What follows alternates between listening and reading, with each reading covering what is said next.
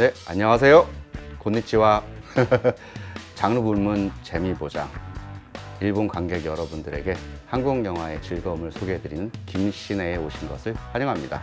저는 한국의 영락평론가 김도훈입니다. 사실 이렇게 일본 관객 여러분에게 저의 한국 영화에 대한 이야기를 들려드리는 건 처음입니다. 그래서 어떻게 여러분께 한국 영화의 재미를 좀 더 약간 알차게 재미있게 소개해드릴까 많은 고민을 했는데, 오늘 여러분에게 처음으로 소개해드릴 영화는 홍콩과 그리고 헐리우드의 영향력을 입고 질주하는 한국 액션 영화 독전과 악녀입니다.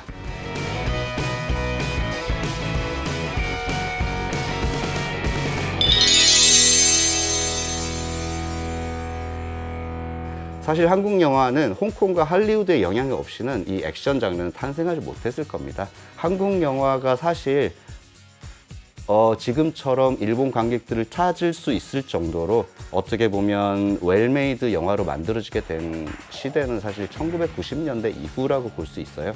1980년대까지 한국 영화계는 사실상은 세계적으로도 그렇게 인정을 받거나 일본이나 다른 국가에 수출될 정도의 퀄리티를 가진 영화들이 아니었습니다. 그래서 그때까지만 해도 한국 영화는 대부분 액션 장르 영화라든지 어떤 코미디 장르 영화라기보다는 사회적인 어떤 문제 같은 것들을 다루는 드라마에 국한된 영화들이 많았습니다. 근데 한국 액션 장르 영화의 어떤 진화와 발전을 얘기를 하려면 이제 홍콩 영화 이야기부터 시작을 아마 해야 될 것 같습니다. 1980년대와 90년대까지 한국에서 가장 잘 팔리는 국적의 영화는 대부분이 홍콩 영화들이었습니다. 성룡이라든지 혹은 저희가 잘 아는 주윤발이라든지 이런 스타들이 1980년대에 이제 영웅 본색이라든지 이런 액션 시리즈들을 통해서 한국에 적극적으로 소개가 되기 시작했어요. 사실 한국에는 그 당시에 명확하게 말하자면 장르적으로 잘 만들어진 웰메이드 액션 영화라는 존재 자체가 없었습니다. 근데 홍콩 영화들을 영웅 본색이라든지 혹은 그 성룡의 여러 가지 액션 영화들, 폴리스토리 시리즈 같은 것들이 한국에서 폭발적으로 흥행에 성공하면서 당시 한국 80년대, 90년대 한국 감독들이 왜 한국에서는 이런 식의 잘 만들어진 액션 영화를 만들지 못할까를 고민을 하기 시작했습니다. 그런 이후에 사실 이제 2000년대 이후에 한국 영화계가 이제 웰메이드 시대로 접어들게 됩니다. 특히 봉준호라든지 박찬욱이라든지 혹은 김지훈 감독 같은 분들의 어떤 영향력, 그리고 그들의 출발이 아마도 한국 영화의 어떤 퀄리티를 높이는데 가장 큰 영향력을 끼쳤다고 할 수 있을 것 같아요.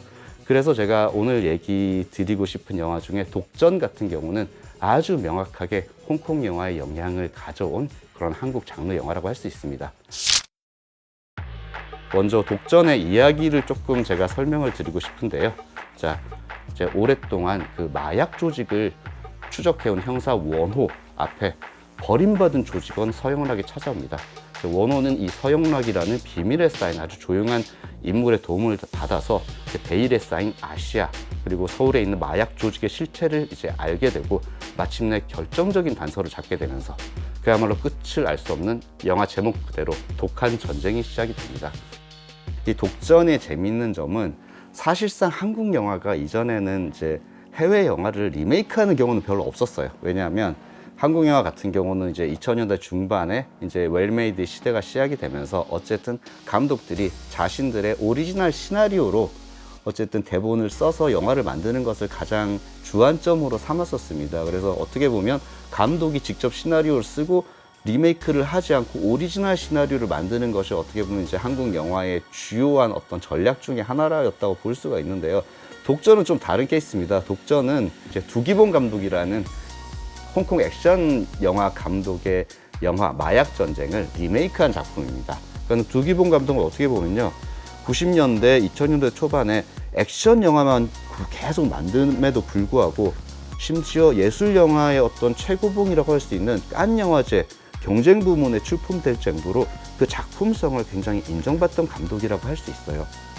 그래서 오랫동안 이제 한국의 새로운 영화, 젊은 영화 감독들도 우리도 두기봉의 영화처럼 정말 액션 그 자체의 어떤 쾌락만을 이렇게 관객들에게 전해줄 수 있는 액션 활극 영화를 만들고 싶다라는 그런 생각들이 많이 있었습니다. 근데 사실 이제 그런 것들이 사실 현실로 이루어지기 시작한 게 2000년대 중후반 정도라고 할 수 있어요. 제 생각에는 이제 김지훈 감독의 달콤한 인생 같은 영화들이 한국에서 처음으로, 사실은 한국은 총격 액션이라는 것이 그 이전엔 존재하지 않았어요. 왜냐하면 한국은 총기가 없는 나라거든요. 일본도 마찬가지겠지만. 근데 만약에 그렇다면 한국에서 두기봉 같은 홍콩 감독의 총기를 마구 사용하는 액션 활극을 한국에서 그럼 만들면 한국 관객들이 이거는 좀 너무 이상하다. 한국에서 우리는 총격 소리도 한번 들은 적 없는데 한국 배우들이 총기를 사용하는 영화가 나오면 약간 이상하게 현실과 좀 괴리되는 그런 느낌이 있지 않을까? 그런 생각들을 되게 많이 가진다라고 생각을 했어요. 그런데 이제 2000년대 중반에 김지훈 감독이 달콤한 인생 같은 영화를, 액션 영화를 만들면서 거기서 총기 사용을 본격적으로 시도를 하기 시작합니다. 그래서 그로부터 10여 년이 흐른 2010년대 중반부터는 한국 관객들도 사실 현실과는 조금 괴리가 있지만 한국 배우들이 총격 액션을 벌이는 것에 대해서 어느 정도 그냥 익숙해지기 시작했어요. 그래서 2010년대부터는 대부분의 한국 액션 영화들이 총기를 굉장히 자유자재로 사용하기 시작합니다. 그 어떤 흐름에서 나온 영화가 오늘 소개해드릴 이 이혜영 감독의 독전이라고 할 수 있어요. 이제 재밌는 점은 이제 두기봉의 그 마약 전쟁, 오리지널 마약 전쟁과 이 이혜영 감독의 독전이라는 영화가 굉장히 다른 방식으로 리메이크가 됐다라는 부분을 제가 말씀드릴 필요가 있을 것 같아요. 이를테면 홍콩 영화는요, 홍콩 액션 영화는요, 헐리우드와 비슷하게 좀 더 비정합니다. 근데 이 홍콩 영화 마약 전쟁은 이 주인공인 경찰과 그리고 내부자인 두 사람의 교류라기보다는 그들이 어쩔 수 없이 필요에 의해서 서로에게 거짓말을 하면서 서로에게 끊임없이 서로와 대결을 하면서 서로의 진심이 무엇일까를 캐내려고 노력을 하면서 어쨌든 서로 어떤 마약 조직 속에 뛰어들어서 약간은 어떻게 보면 점점점 타락해가는 그런 모습을 그립니다. 근데 한국 영화의 특징이 이제 뭐라고 생각하세요? 일본 시청자 여러분께 제가 묻고 싶은데, 한국 영화는 뜨겁습니다. 일본 영화가 저는 약간 물의 영화라고 생각을 한다면 저는 한국 영화는 약간 불의 영화라고 생각을 해요. 한국 영화는 여러분이 한국 영화를 보신 시청자분들은 아시겠지만 캐릭터들이 굉장히 뜨거워요. 굉장히 경찰 캐릭터들도 어떤 그 차가운 이성을 견지하고 달려가는 캐릭터들이라기보다는 뭔가 되게 이글이글 타는 어떤 그런 직업정신과 복수심에 휩싸여 있는 경우가 많고요.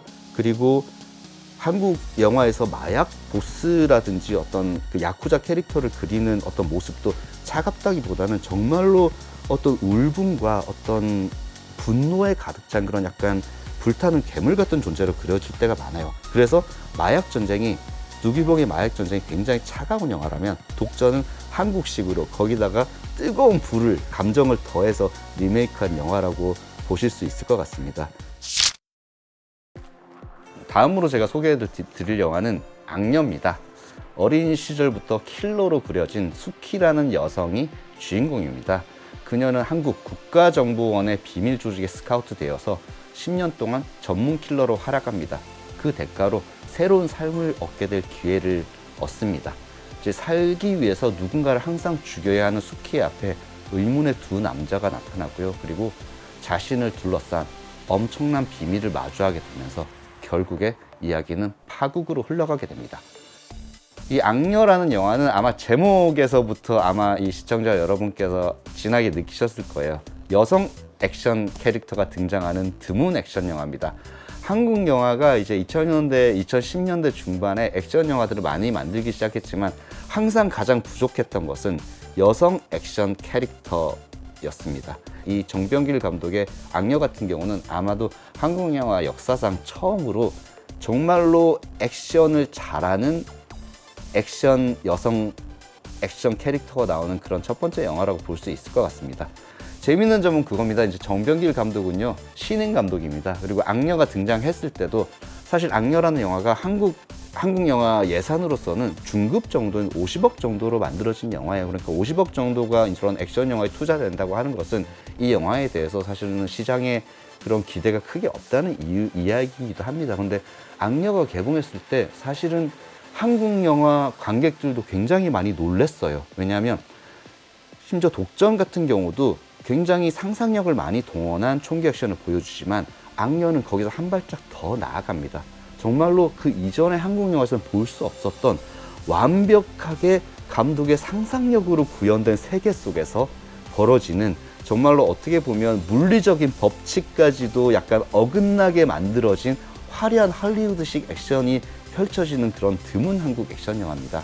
그래서 많은 사람들이 이 영화의 어떤 헐리우드가 장르 영화들이 끼친 영향력에 대해서 많이 이야기를 합니다. 이를테면 제가 보기에 이 영화에 가장 큰 영향력을 끼친 영화는 아마도 매트릭스인 것 같습니다. 그리고 그 이전에 여성이 나오던 룩 베숑 감독의 니키타라든지 이런 유럽 액션 영화들에서도 굉장히 큰 영향을 받았어요. 근데 이 영화의 정말 재밌는 점은 아마 이 영화를 보면서 시청자 여러분이 조금 깜짝 놀라시게 될 거예요. 왜냐하면 한국 영화에는 이제 국가정보원이라는 어떤 집단이 있습니다. 이를테면 이제 미국의 CIA라든지 혹은 뭐 FBI 같은 집단이라고 할 수 있어요. 하지만 실존하는 국가정보원은 사실은 어떻게 보면 스파이 단체라고 할 수는 있겠지만, 이들이 무슨 뭐 비밀 요원들을 섭외해서 그들을 킬러로 만든다, 이런 식의 아주 비현실적인 설정을 더한 적은 없어요, 한국 영화에서. 그런데 이 악녀에서는 아주 본격적으로 여러분이 지금 보고 있는 것은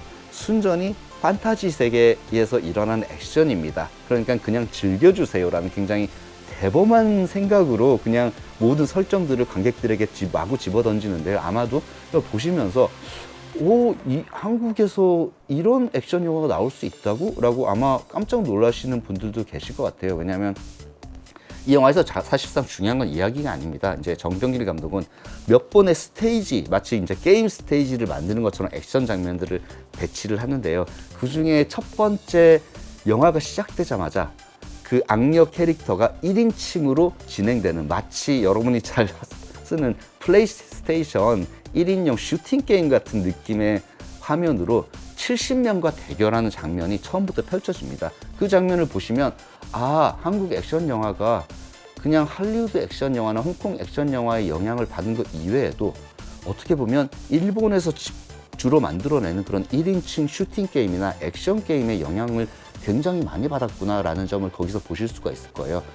제가 보기에 이 악녀라는 영화에서 가장 중요하고 훌륭한 액션 시퀀스는 그 악녀 캐릭터가 오토바이를 타고, 또 오토바이를 타고 달려오면 칼을 휘두르는 일본 야쿠자들과 싸우는 그 장면일 겁니다. 이 장면 같은 경우는 사실은 그 주인공인 김옥빈 배우가 95% 이상의 이제 스턴트를 직접 해서 실제로 찍기도 했지만 굉장히 CGI를 많이 활용한 영화예요. 그래서 현실에서 벌어지는 액션임에도 불구하고 마치 헐리우드 영화 매트릭스에서 보는 것처럼 물리적인 법칙을 완전히 벗어난 그런 화려한 액션 장면을 보여줍니다. 근데 이 장면 같은 경우는요, 사실 헐리우드 영화에 역으로 영향력을 많이 끼쳤어요. 그러니까 존 윅 3 같은 경우에는 감독이 직접 악녀의 그 오토바이 체이스 씬을 보고서 존 윅 3에도 거의 똑같은 장면을 만들어 넣었다고 이미 여러 인터뷰들에서 이야기를 한 적이 있고요. 그리고 그 이후에도 가디언즈 오브 갤럭시 3 감독 같은 경우도 악녀를 보고 나서 악녀에서 꽤 많은 영향을 받아서 영화를 만들었다라고 말을 한 적이 있습니다. 그러니까 어떻게 보면 악녀는 되게 재밌습니다. 왜냐하면 헐리우드로부터 굉장히 강력한 영향력을 받은 한국 액션 영화가 또 역으로 헐리우드의 새로운 액션 영화들에게 영향을 또 미치는 그런 아주 재미있는 효과를 발현한 그런 영화라고 할 수 있을 것 같습니다. 아마도 또 오늘 한국 영화를 보면서 이제 한국 영화 배우들에 대한 이야기를 하지 않을 수가 없죠. 무엇보다도 이제 독전에서 제가 보기에 가장 중요한 배우라고 할 수 있는 사람은 내부 프락치인 서영락 역할을 맡은 이 류준열 배우라고 할 수 있을 것 같습니다. 예전에서 한국에서 배우를 하려면 쌍꺼풀이 굉장히 짙었어야 했어요. 그래서 뭐 이런 말씀은 약간 드리기 약간 부끄러운 일이긴 하지만, 그래서 이제 배우를 하려면 무조건 이제 성형수술을 해야 된다, 쌍꺼풀 수술을 해야 된다라는 이야기까지 있을 정도였습니다. 제가 지금 40대 중반인데요. 제가 20대일 때까지만 해도 쌍꺼풀이 없으면 배우를 꿈꿀 수 없는 그런 시대였어요. 근데 2010년대에 오면서 오히려 쌍꺼풀이 없고 약간 얼굴이 가무잡잡하고 오히려 약간 육체적인 매력이 있는 그런 배우들이 오히려 시장에 하나씩 등장을 해서 스타가 되기 시작합니다. 지금 말씀드리고 싶어하는 이 독전의 류준열 배우도 바로 그런 케이스입니다. 예전에 한 10년 전에 한국 시장에서였더라면 도저히 주연을 맡지 못했을 아주 아시아인적인 외모의 얼굴을 가진 그런 배우입니다. 근데 이 류준열 배우 같은 경우는 TV 드라마에서의 성공을 기반으로 해서 지금 계속해서 한국에서 가장 유명한 감독들이 가장 캐스팅하고 싶어하는 그런 배우가 됐습니다. 그리고 굉장히 슬픈 이야기이긴 하지만 이 영화는 이제 김주혁이라는 배우의 유작입니다. 제가 정말 좋아했던 배우기도 한데요. 이 김주혁이라는 배우는 2세 영화인이고요. 사실은 2000년대 중반 이후에 등장해서 한국 영화에서 수많은 약간 로맨틱 코미디라든지 혹은 드라마의 주인공들을 맡으면서 이제 압도적인 스타가 됐던 배우입니다. 재밌게도 사실 악역을 그렇게 많이 맡던 배우는 아니었는데요. 이 독전에서는 완벽한 연기 변신을 보여줬어요. 그래서 이제 연변, 그러니까 중국에서 넘어온 마약상, 보스 역할을 굉장히 화려한 연기로 해냅니다. 그런데 이 영화를 촬영하고 영화가 개봉하기 전에 안타깝게도 교통사고로 사망을 했습니다. 그래서 한동안 한국 영화계에서 가장 짙고 깊고 개성 있는 연기를 보여줬던 배우의 유작이라는 점을 아마 감안하시고 보시면 더욱 그의 연기에 깊게 빠져드실 수 있을 거라는 생각이 듭니다. 그리고 악녀에서 가장 중요한 역할은 역시 이 주인공을 맡은 이제 김옥빈 배우일 겁니다. 이제 가장 유명한 영화는 아마도 그 박찬욱 감독의 박쥐라는 영화에서 주연을 맡은 것이 아마 김옥빈 배우의 가장 유명한 영화이긴 할 겁니다. 근데 이 김옥빈 배우 같은 경우는 중요한 점은 그 이전에 한국 영화 속에서 배우들이 맡지 않았던 액션을 주로 하는 이런 캐릭터들을 굉장히 잘해낸다는 점이에요. 그래서 여러분이 이 김옥빈 씨의 영화 속에서 직접 95% 이상의 스턴트를 해낸 이 액션 장면들을 보고 즐기신 이후에 한국 영화가 앞으로 보여줄 이제 여성 캐릭터에 대해서 좀 더 주목을 많이 하시면 재밌게 보실 수 있을 것 같아요. 그러면 제가 오늘 이 두 편의 헐리우드와 그리고 홍콩 영화의 영향력을 짙게 받은 최근 한국 영화의 어떤 액션 경향을 가장 잘 보여주는 두 편의 영화를 소개해드렸는데요. 하여튼 한국은 약간 평론가들이 이제 백자평이라는 걸 자주 합니다. 영화를 보고 나서 이제 백자 안으로 아주 짧게 영화에 대해서 이제 한 줄로 설명을 하는 건데요.